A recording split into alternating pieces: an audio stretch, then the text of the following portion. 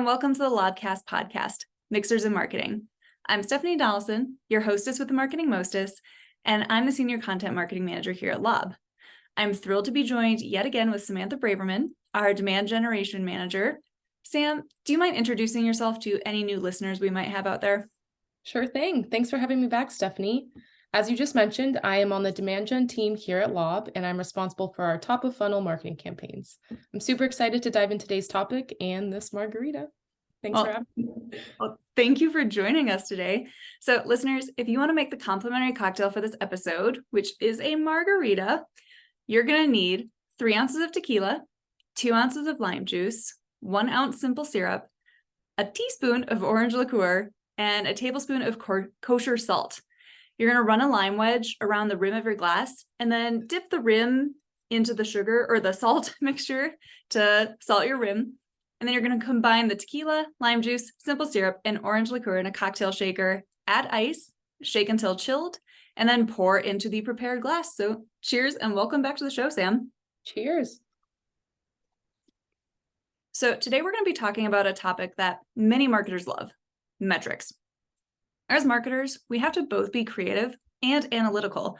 In order to use our creative side, we have to know how to interpret our marketing metrics to understand what the data is telling us about our campaign's performance. So, Sam, I'd love to kick off this episode by talking about marketing channels we all rely on in this day and age, digital channels. What digital marketing channels do you think are the most important that marketing teams should be focusing on?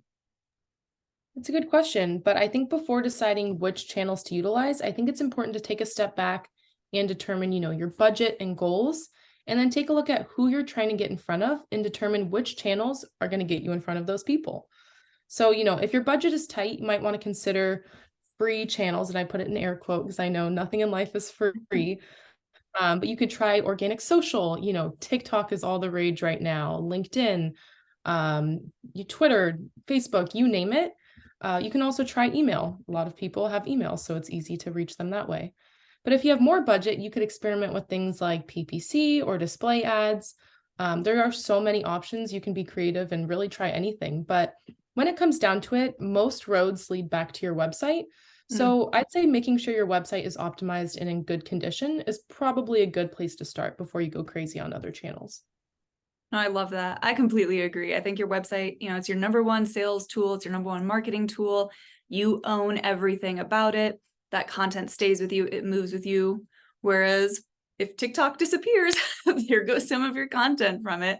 So it's very important that we focus on our website as a digital marketing channel.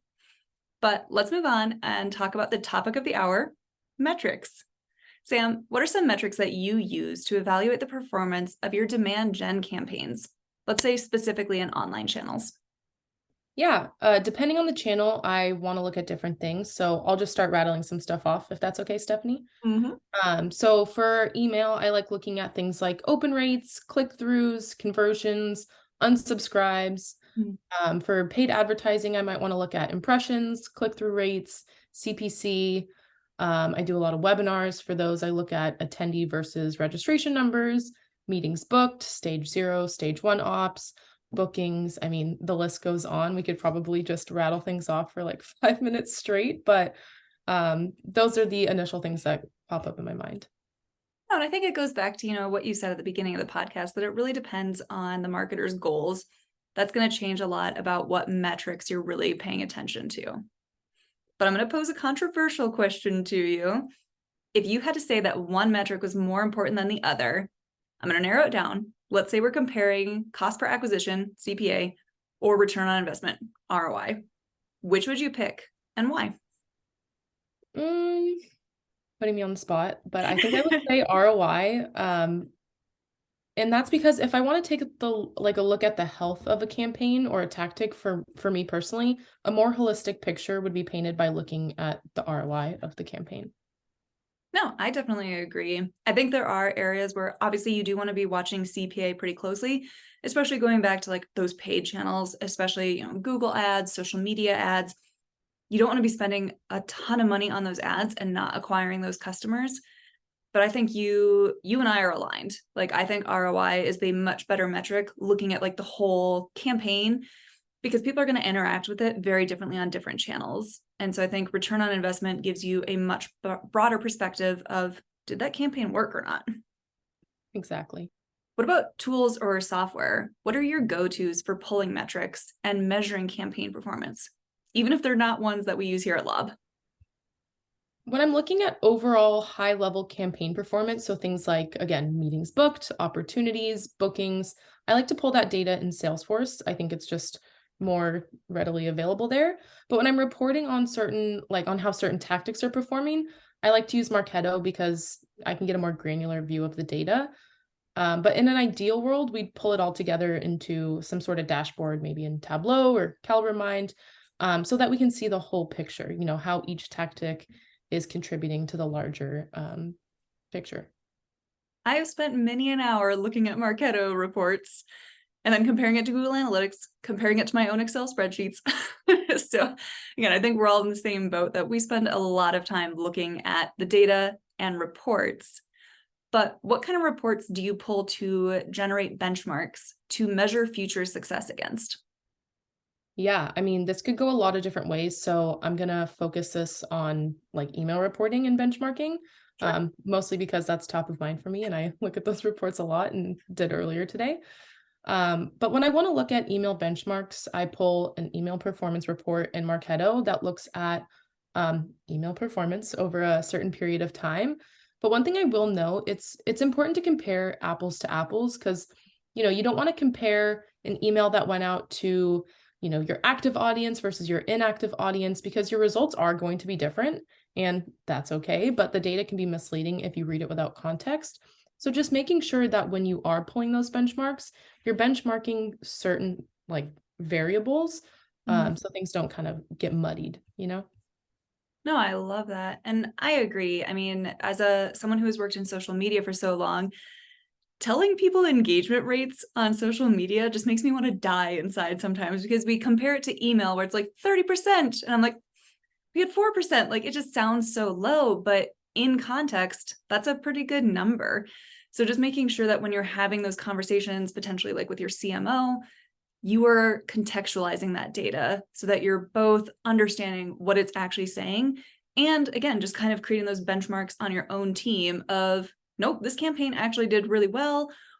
Or you can quickly identify like, ooh, that has an open rate of 11%. Something is wrong.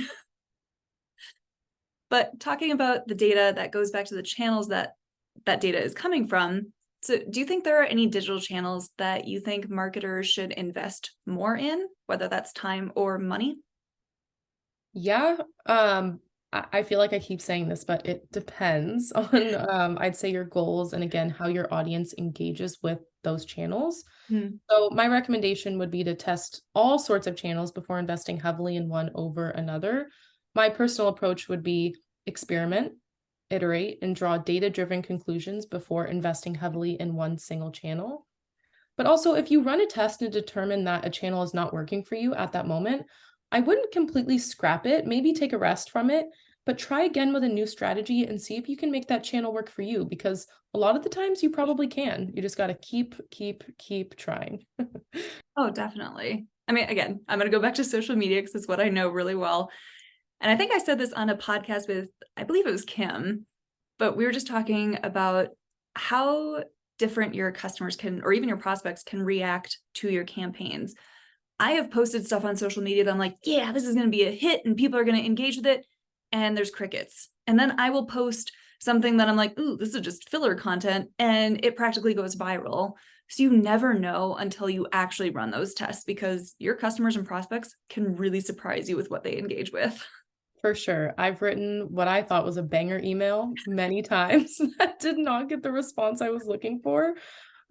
So, I feel you with that one, Stephanie. I mean, if we all got a bonus from moments like those, I'd have already retired. All right, before we move on to direct metrics, let's quickly talk about some testing that can be done to improve campaign performance. So, Sam, what are some things that you would test to improve open rates on email marketing campaigns, since that is something you know so well? Yeah. I think something I've learned over time is I find the most success in taking a look at who I'm targeting. Factors like engagement, persona, buying stage, those can all affect open rates. So I think meeting people where they're at in their journey is really, really helpful. But I also would test, things like subject lines to determine what actually drives them to open an email.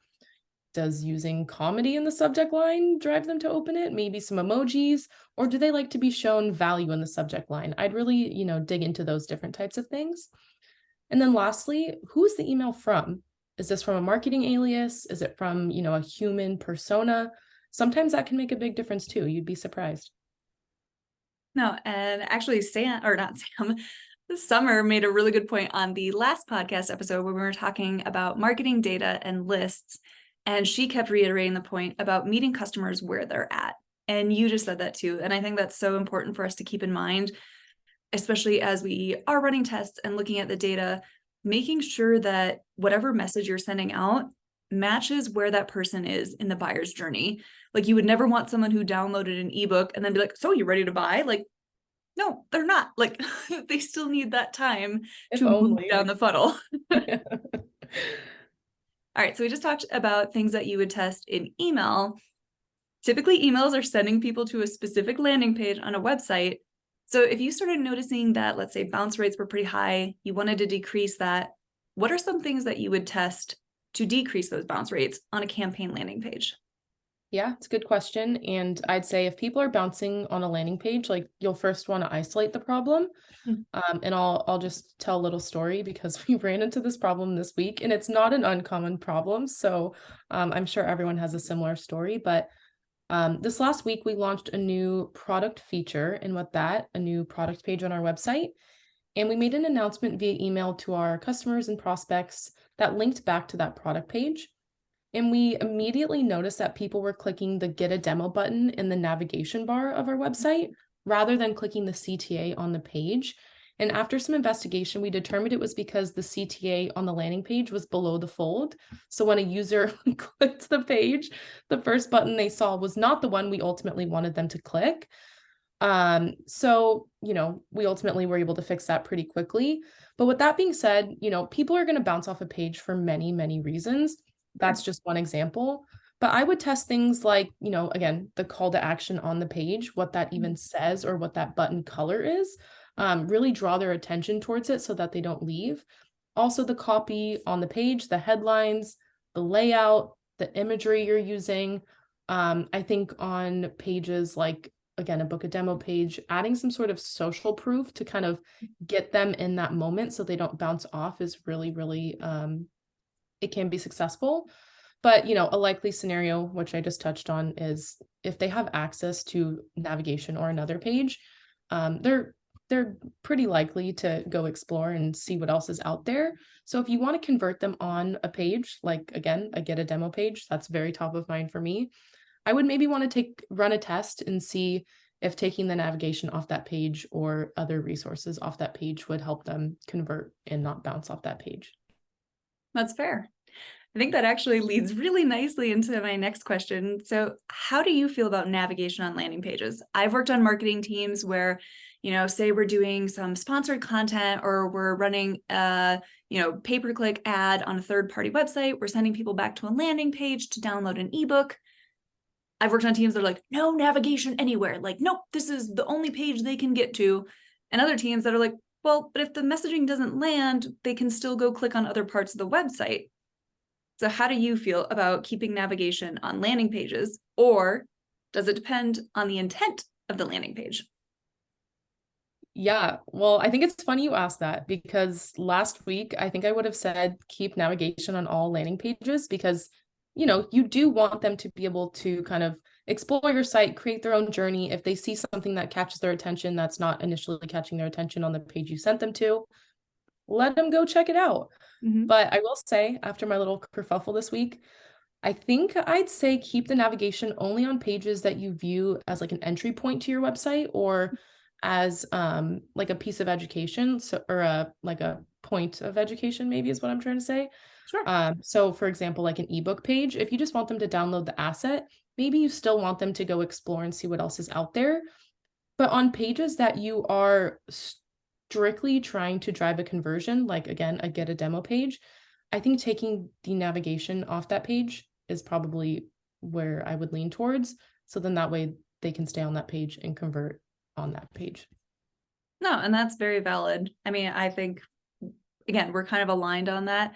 I can definitely see if you're sending someone to an infographic or even just registering for a webinar, maybe you want that navigation so they can kind of look across it, see all the drop-down options. In case they're brand new to your organization, maybe they just kind of want to get a quick understanding of like, well, wait, what do you actually sell? Do I want to attend this webinar? Like, I'm not in the market for that product, so this webinar obviously isn't for me. So they can quickly learn about you, and then they might still download it, or they might bounce off. But that probably wasn't the customer for you anyway, so no harm there. All right, let's kick off our discussion topic, item number 2, with direct mail. I mean, it's what we do. We've got to talk about it. So, Sam, what metrics should marketers track when sending direct mail marketing campaigns? I'd say the easiest thing to measure is probably response and conversion rate. That'll give you a pretty good idea of the effectiveness of a direct mail campaign. So measuring the number of people who respond to your direct mail campaign through something like a QR code or a coupon code or a trackable URL, again, just making sure those are unique to that campaign so you can track them would be pretty important for that tactic. But I think the thing we're all familiar with is ROI. So comparing the revenue generated to the cost of the campaign.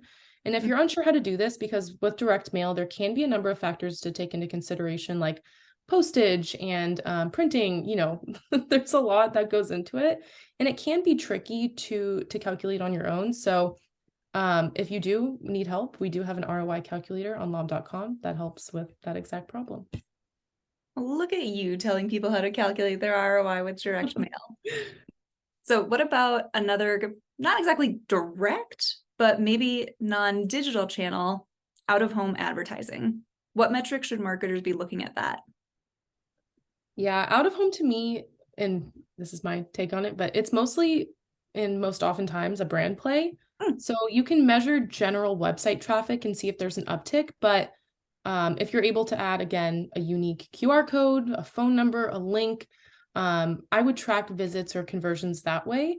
And I actually heard once, and I don't know if this is true, but maybe someone gut check me, if companies who run out-of-home campaigns usually see a huge uptick in job applications for open roles. Really? So yeah, I thought that was interesting. So I don't know. Let me know if you've seen that. I mean, I guess that kind of makes sense because if they're able to afford billboard advertising, their company must be doing pretty well.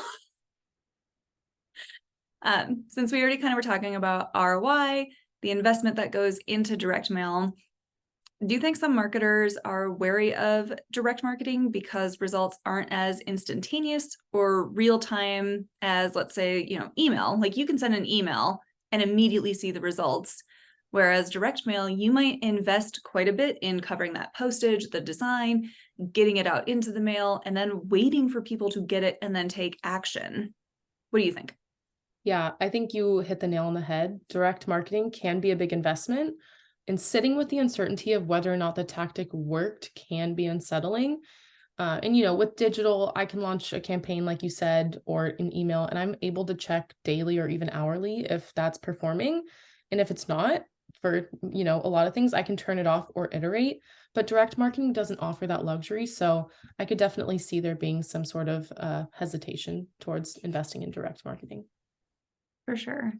And I think, having the right tool or software can make that a lot easier. Excuse me. So what tools or software do you think that marketers should use to track their direct mail marketing campaigns? I'd say use whatever is available to you. In our case, we use Marketo. But like we just touched on, direct marketing isn't always as straightforward to measure. So using anything that can provide some sort of insight as to how the campaign is performing is probably a good starting place. For others, that might be HubSpot or Google Analytics. I don't know, Stephanie, what have you used in the past? I have definitely dabbled in Marketo and HubSpot.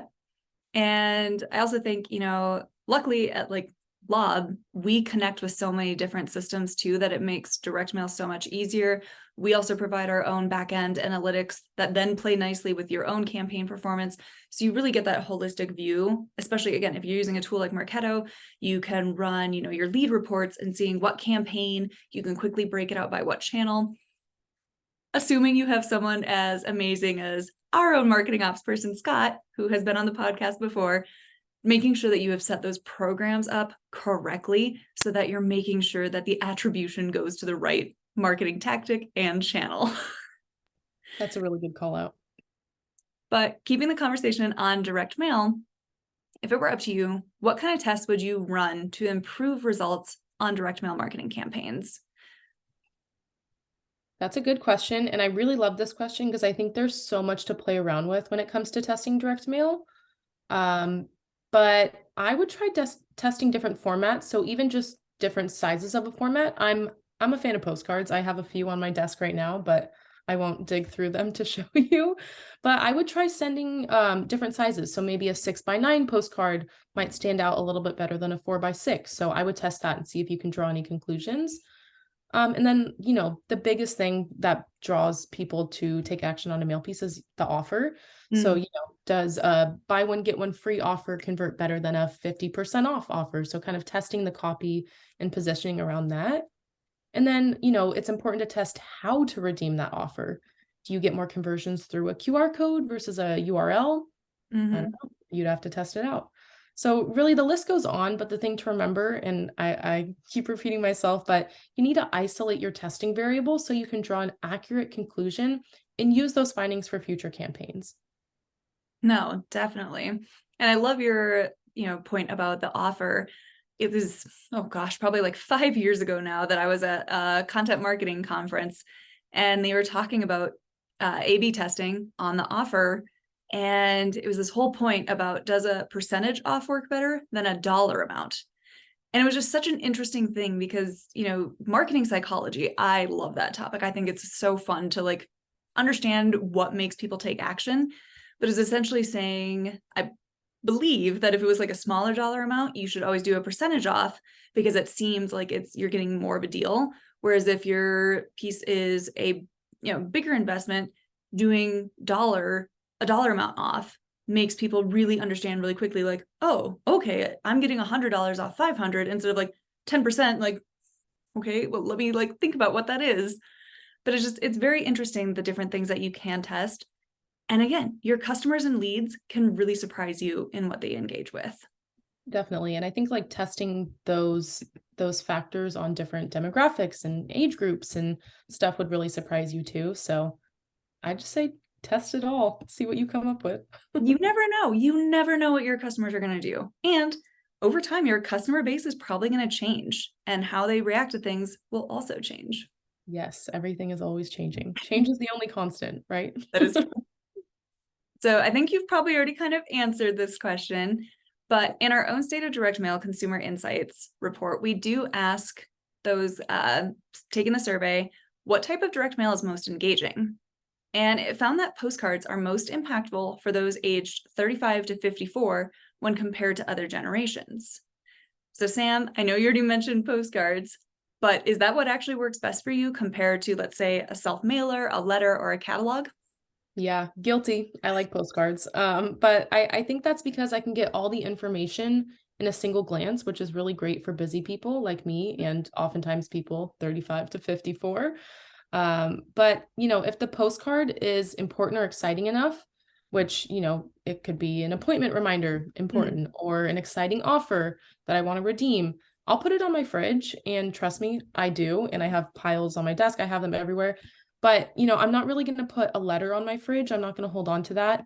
And I'll probably end up tossing it. So for me, I'm team postcard. I also love an image. So if you can throw an image on there, I'm happy with it. I'm team postcard too. I don't need you to write me a letter unless it's, from my doctor's office being like, you owe us money. Okay, hide that. I don't want that on a postcard. See how much I owe you. I don't want that one either. So talking about direct mail, how do you recommend that marketers fill in the gaps or their marketing touch points on a digital marketing journey with direct mail? Does that channel really fit in and act as a complement to digital marketing? Absolutely. And there are many ways to incorporate direct mail into a digital journey. And we actually have data that suggests that direct mail is most impactful when used alongside your digital channels. I think only, oh man, I hope I don't get this wrong. I think only 5% of marketers are using direct mail as a standalone tactic. 5 or 8. I don't know. 8 stands out, but it less than 10, let's say. So I guess what I'm getting at is using direct mail and digital together is a really great plan. In fact, marketing teams that use digital channels see an average of a 1 to 2% response rate. But when you incorporate direct mail into that mix, the average response rate goes up to 27%. So to me, it's a no-brainer to find somewhere to plug it in along that digital journey. But I would take a start by looking at your campaign as a whole and determining where in that customer journey they should receive a high-touch marketing tactic like direct mail. For me, I'd probably want to send a couple emails, launch an ad campaign maybe, or something like that before I send a direct mail piece, because I want to narrow down my audience, see who's engaging with the emails and ads, but not converting, and then send them a special offer via mail. As we noted before, direct mail marketing is a more expensive channel sometimes. So you want to be strategic about who you're targeting and what that message is. And I think it's a great, tactic to use as a tipping point, but you have to determine who to send it to and what message is really going to drive them home. No, I love that. All right. So we talked about digital metrics and direct mail metrics, but now I want to talk about how we can look at our data as a whole and create high-performing campaigns across all of our channels. So Sam, how do you think marketing teams can work cross-functionally to share data and interpretations of that data? That is a great question, because I have noticed that cross-functional teams don't always care what we're doing in marketing, but how we're doing. I don't know if you've experienced that too. But I think the most important thing to take into consideration is making sure we're speaking the same language. Data can be overwhelming to begin with. So if you don't know what you're looking at, things can easily get misinterpreted. And, if I'm talking to you, Stephanie, or the rest of the marketing team, we pretty much all speak the same language. So I can share some sort of reporting dashboard that demonstrates campaign and channel reporting pretty granularly most of the time. And for the most part, people will understand what they're looking at.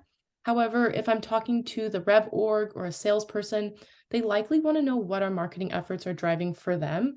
And they'll want to know how many, MEL, MQLs, intro calls, opportunities, bookings we're driving for their team. So ideally, I'd share some sort of dashboard with a straightforward visual representation so that I can share that information with them clearly and everything goes down smoothly.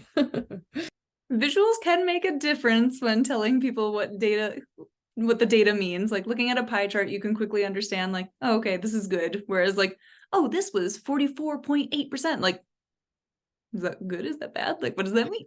Exactly. And labels are really helpful too, just to make sure everyone's interpreting the data correctly. All right, so we've talked about data interpretation. How do you think that marketers can harness the results from one channel and apply those learnings to another channel? Like, let's say we're taking the results of an A/B email test and trying them on direct mail. Well, each channel is going to have its own nuances, and your audience is going to respond differently to different channels, like we touched on before. Again, even if the messaging is the same, but I think you can use your A/B test results as a good starting point across channels. So, for example, if you ran an A/B test on an email and came to the conclusion that, the CTA claim your offer drove more conversions than get it now, then I would maybe use that language on the direct mail piece and see what happens. But ideally, I would test, the winning CTA from my email test against another one, and always be testing and understanding what works best in that channel, in that context. No, that's fantastic. All right. So talking about like attribution and tracking, we know the importance of UTMs in marketing campaigns. But do you think they're equally important for both digital and traditional marketing tactics? Or are they more important in one type? Like, I might say that they're more important in direct mail marketing or out-of-home advertising to track conversions without a digital trail. But I'm curious what you think. I like your take on that. I'm a little suspicious, but you do bring up a good point that direct and out-of-home advertising don't offer a digital trail. But I'm not sure I have strong feelings on one over the other per se. But, I guess my piece of advice would be to use UTMs whenever possible, just to ensure that your tracking is accurate. No, and I think that's a very valid statement. I mean, we work on a team that is obsessed with UTMs and making sure that we can really get a quick understanding of, again, what channels are actually driving action for this campaign that spans email, spans social, spans PPC. We're using all of our different tactics. Okay, let's make sure that we're actually seeing what channels are driving the best results. Definitely. So would you recommend that marketers run A/B tests simultaneously across digital and traditional tactics? Like, would you run an A/B split email campaign that sends recipients to an A/B split landing page? I mean, I'm skeptical again. No, but yes, like hypothetically you could. I've mentioned this a few times, but it's important to me to have a controlled variable when you're running an experiment so you can pinpoint exactly what is driving the outcome. So yes, technically you could run an A/B test on an email and direct them to an A/B split landing page experience, but in that context alone, you probably wouldn't have as much confidence in your results, which to me doesn't seem super productive. So again, just isolating certain variables, once you've come to a conclusion on that, adding in that additional factor, I think you'll find the most confidence in your results that way. No, and I think that's fantastic. Especially, we work in a world right now where marketing teams are getting smaller. We're asked to do more. So unless you have a team of data scientists that can actually prove statistically that these two tests were the ones that worked, otherwise keep it simple. That is what I always think with our marketing. Like, let's make it as simple as possible for ourselves to track our results, as well as for our customers to take action. For sure. All right, Sam, do you have any final thoughts that you want to share, or is there anything that we didn't get to today? On the spirit of running A/B tests, I'd love to hear how other marketers are running tests. So what variables you're testing, what channels you're testing them on, and what are your results? Let me know. I'd love to chat about it. Could be fun. We could have margaritas. More margaritas. All right, well, thank you so much for joining us. And to our listeners, thank you as well for joining us for Mixers in Marketing. If you're curious about diving deeper into metrics and the analysis of direct mail, please feel free to download your copy of the Modern Marketer's Guide to Direct Mail Analytics and Testing at lobdemo.co/analytics-guide. That's lobdemo.co/analytics-guide. We hope you'll join us again as we talk about all things marketing and enjoy a mixed drink. As always, you can browse our library of episodes over at lobdemo.co/lobcast. Thanks for listening, and that's all, folks. Thanks, Stephanie.